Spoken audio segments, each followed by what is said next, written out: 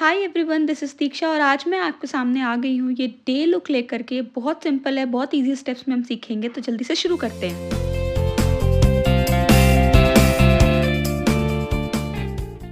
तो फिर सबसे पहले हम अपने बालों को कर लेंगे सेट और रेडी हो जाएंगे मेकअप करने के लिए। I have taken here one cleansing wipe और उससे मैंने अपने फेस को क्लीन कर लिया है। उसके बाद में मैंने रोज़ वाटर लिया है और आप भी रोज़ वाटर ले सकते हो और अपने पूरे फेस को डैम्प कर सकते हैं। It works as toner. And after that मैं यहाँ पर कहीं बाहर जा रही थी, तो डे लुक के लिए मैंने अपनी सिरम भी यूज़ की है और अच्छे से उसको अपनी स्किन पे पैट किया है। इसको हमेशा मॉइस्चराइज़र से पहले ही यूज़ करती हूँ। इसके बाद में अच्छे से पैटिंग के बाद मैं अपना मॉइस्चराइज़र लूँगी। मैं पॉन्ड्स का मॉइस्चराइज़र यूज़ करती हूँ और उसकी थोड़ी सी क्वांटिटी लेके अपने फेस पे स्प्रेड करके and I have gently massage in it. मैंने आराम से इसको मसाज किया है। सब कुछ धीरे धीरे स्टेप्स में कर रही हूँ और आपको धीरे धीरे ही बताऊँगी। धीरे धीरे से अपवर्ड मोशन में मैंने मसाज किया एंड आफ्टर दैट मैंने आपको बताया कि मैं बाहर जा रही थी, तो मैंने यहाँ फॉक्सटेल का आज मैटिफाइंग सनस्क्रीन ट्राई की है। इसकी जो एसपीएफ होती है वो मोर देन 70 होती है, तो ये हमें यूवी रेजेस से प्रोटेक्ट करता है। सो आई हैव यूज्ड इट। इसको लगाने के बाद, स्प्रेड करने के बाद में मैंने 1 से 2 मिनट वेट किया है एंड उसके बाद जेंटली मसाज करके अच्छे से स्किन में एब्जॉर्ब होने दिया है। सनस्क्रीन को स्किन में अच्छे से एब्जॉर्ब होना बहुत इंपॉर्टेंट होता है और मॉइस्चराइज़र से सनस्क्रीन के बीच में 2 to 3 मिनट्स का गैप होना चाहिए। धूप में जाने से पहले और सनस्क्रीन लगाने के बाद में 10 to 15 मिनट्स का गैप होना चाहिए।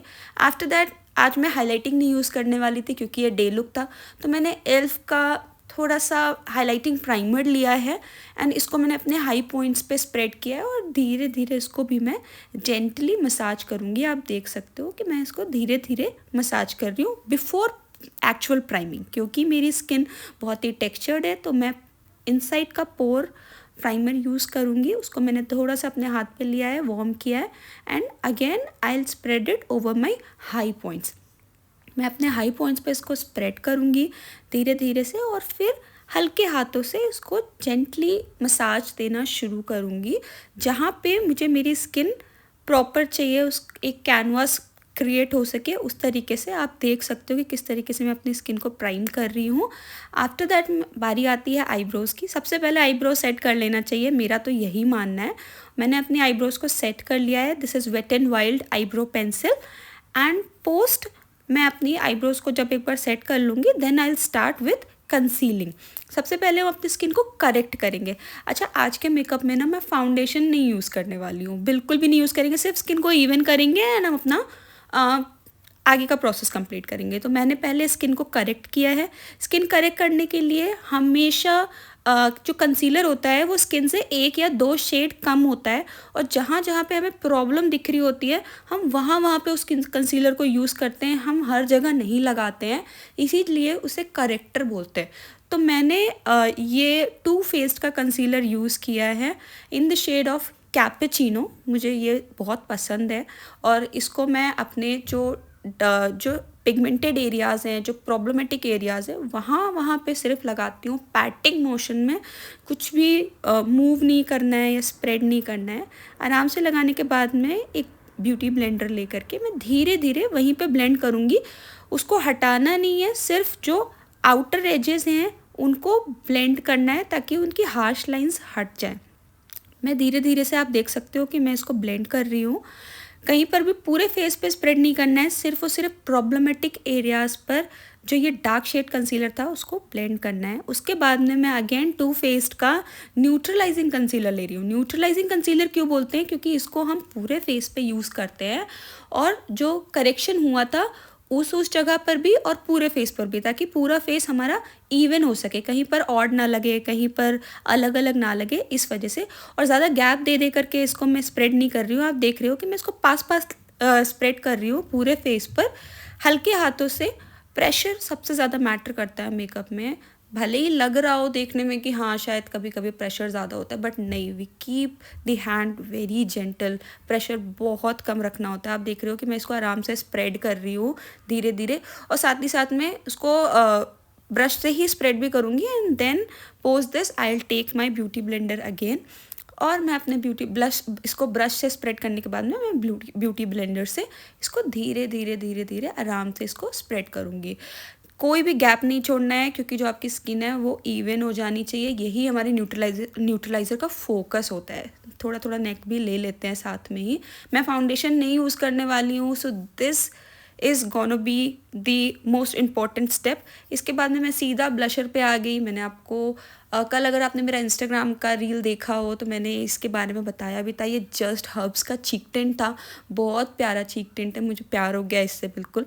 मैंने इसको थोड़ा सा अपने हाथ पे लिया और इसको वार्म किया, और उसके बाद में आप देख रहे हो मैं इसको जहाँ जहाँ पे मुझे ब्लशर इस्तेमाल करना है मैं वहाँ वहाँ पे लगा रही हूँ हल्के हाथों से। मुझे ब्लशर बहुत ज़्यादा पसंद है, मैं बहुत अच्छी क्वांटिटी में ब्लशर को यूज़ करती हूँ अपने फेस पर।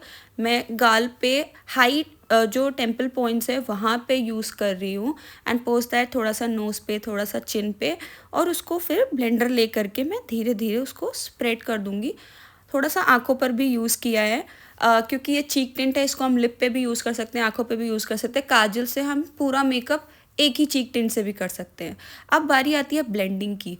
तो ब्लेंडिंग बहुत हल्के हल्के हाथों से करनी है, प्रेशर बिल्कुल मिनिमल रखना है, और मेक श्योर करना है कि हार्श लाइन थोड़ी सी भी ना रहे। बहुत ज़्यादा नहीं करना है, वरना नीचे का जो प्रोडक्ट है वो हट सकता है। इस वजह से हमेशा पैटिंग मोशन में ही ब्लेंडिंग करनी चाहिए। यू कैन सी दैट मैं धीरे धीरे से अपने जो मैंने ब्लश लगाया है उसको मैं ब्लेंड कर रही हूँ, ताकि जो उसकी हार्श लाइंस हैं एंड्स की वो अच्छे से हट सकें, वो अच्छे से ब्लेंड हो जाएं। बिकॉज पूरे मेकअप में सारा खेल ही ब्लेंडिंग का होता है। जितना अच्छा आप ब्लेंडिंग करते हो उतना अच्छा सब कुछ निकल के आता है।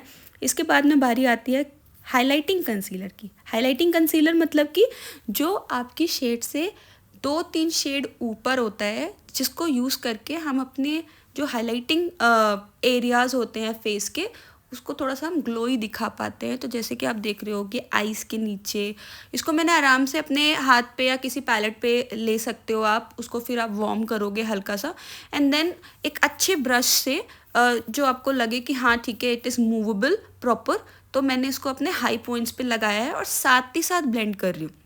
साथ ही साथ मेक श्योर कर रही हूँ कि मैं इसको ब्लेंड करूँ हल्के हल्के हाथों से। अब आप देख रहे हो कि ये थोड़ा सा मुझे ग्लोई इफेक्ट देना स्टार्ट कर चुका है, क्योंकि ये हाइलाइटिंग कंसीलर है।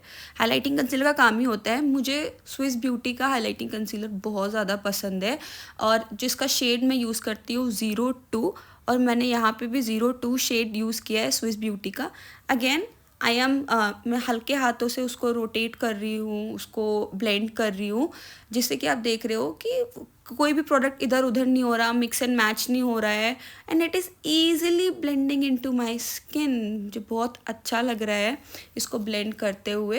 एंड मैंने साथ ही साथ आँखों को भी ले लिया है, क्योंकि अब कौन बार बार कंसीलर को लगाएगा, तो साथ ही साथ हम आइज़ पे भी ले सकते हैं, क्योंकि क्रीम प्रोडक्ट इसके बाद इसका काम ख़त्म हो जाता है, और इसके बाद में हम सीधा पाउडर पे आ जाएंगे, जिससे हम फेस को पूरा सेट करेंगे।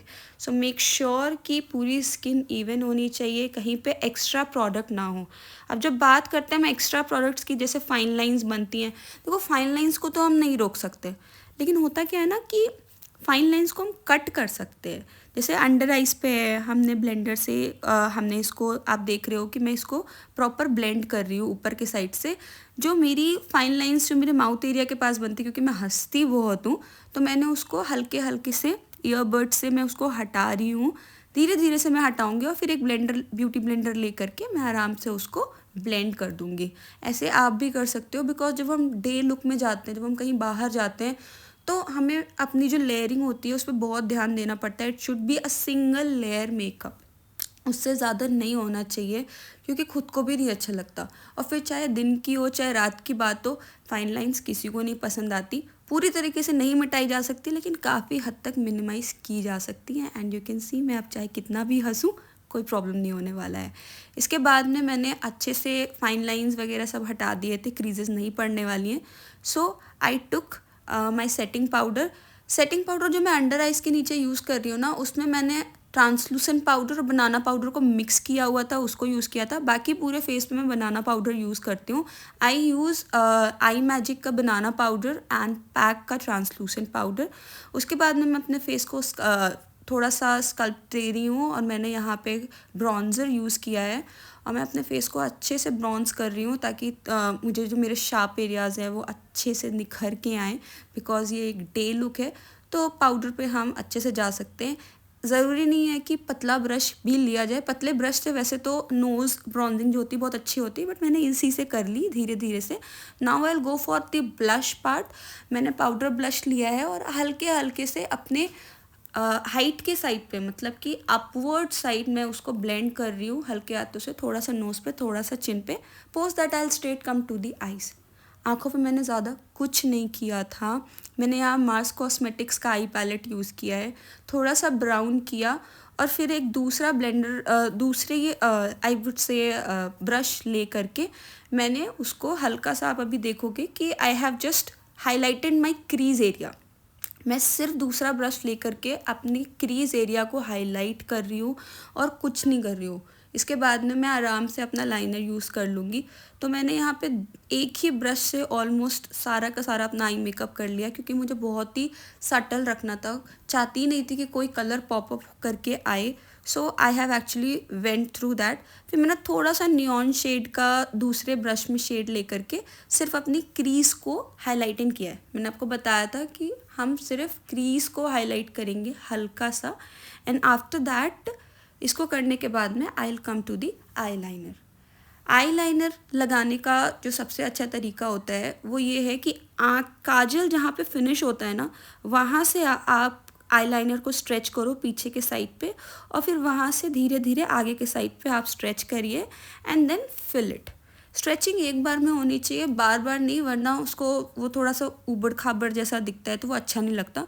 Post that I have completed my eye makeup with kajal. काजल लगाया है, फिर काजल को मैं धीरे धीरे ब्लैक आई शेडो से उसको ब्लेंड करूँगी ताकि थोड़ा सा स्मजी लुक आए, because it is a day look और ब्लैक स्मज बहुत अच्छा लगता है ऑब्वियसली। फिर उसके बाद में मैंने एक ब्राउन आई शेडो भी लिया है और नीचे अपनी स्किन को इवन करने के लिए अंडर आइज पे उससे भी किया है। After that I will come for mascara. Mascara is very important, very very very important I would say. So मैंने अपना मस्कारा लिया है एंड धीरे धीरे से अपनी लैशेस को फिल करेंगे मस्कारा से। बहुत ज़्यादा नहीं करना है, बहुत ज़्यादा डीप भी नहीं जाना है, बट हल्के हल्का ब्लश जो मस्कारा है उसको ऊपर और नीचे लैशेस पर प्लेस करना है हल्के हल्के हाथों से। And after that I will come for lips. Lips में मैंने बहुत ही सटल शेड रखा था। ये स्विस ब्यूटी का लिप शेड है न्यूड का।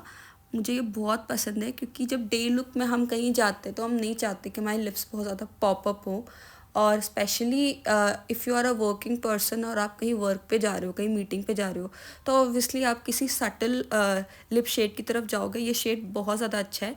मैं हमेशा अपने लिप्स को नीचे से ऊपर की तरफ फिल करती हूँ, बिकॉज डायरेक्ट मैं ऊपर से स्टार्ट नहीं करती, वरना बहुत ही पॉइंटेड लिप शेड आता है विच डजेंट लुक नाइस। फिर नीचे के शेड को भी हम अच्छे से फिल करेंगे। एंड अगेन ये मेरा फेवरेट वाला लिप शेड है जस्ट हर्ब्स का, जो मैंने यूज़ किया है। मैं इसको इन दिनों बहुत ज़्यादा यूज़ करने लगी हूँ। ब्रश से ही हमेशा लिप को लगाना चाहिए, ये मेरा प्रेफर्ड वे है। अगर अनलेस एंड अनटिल जो लिप शेड है वो आपका पर्सनल है, अगर कोई ऐसा लिप शेड जो आप क्लाइंट पर भी यूज़ कर रहे हो तो उसको आपको भी ब्रश से लगाना चाहिए और क्लाइंट पर भी ब्रश से लगाना चाहिए। तो इस वजह से ये लिप शेड मुझे बहुत पसंद है और मैं क्लाइंट्स पर भी यूज़ करती हूँ, इसलिए मैंने इसको अपने आप पे भी ब्रश से ही लगाया है। And you can see that ये लिप शेड कितना ज़्यादा सुंदर लग रहा है। इवन आई एम तो in love with this lip shade and मेरा लुक भी कंप्लीट हो गया है। I am ready to go out. मैंने प्रॉपर अपना स्किन केयर किया, मेकअप किया, बहुत ज़्यादा हाइट पे नहीं रखा, कुछ भी हाईलाइटिंग भी नहीं यूज़ की, स्टार्टिंग में ही हल्का सा जो अंदर से हाईलाइटर लगाना था वो किया। एंड यू कैन सी कि कितना प्यारा लुक क्रिएट होके आया है। अगर आपको भी अच्छा लगा हो तो प्लीज़ मेरे चैनल को like, save, share, follow and subscribe करना मत भूलिएगा। मैं जल्दी ही आपसे मिलूँगी अपने नेक्स्ट ट्यूटोरियल के साथ में। हम साथ ही साथ सीखते रहेंगे on every Sunday. Do follow me. मैं इंस्टाग्राम की लिंक भी अपनी शेयर करूँगी। तब तक के लिए बाय, टेक केयर।